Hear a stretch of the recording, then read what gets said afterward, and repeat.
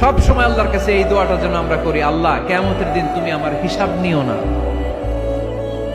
আল্লাহ তুমি আমার বিচার বসিও না, আল্লাহ তুমি দয়া করে আমারে মাফ করে দিও।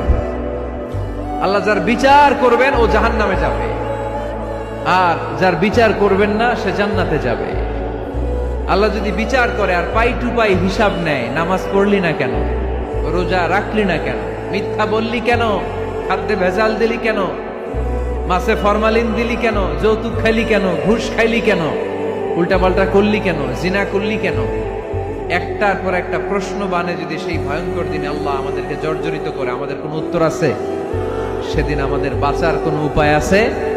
তাই আমরা সবাই আল্লাহর কাছে দোয়া করবো, আল্লাহ কোনো বিচার টিচার মানি না, কোনো বিচার করতে পারবো না, দয়া করবা।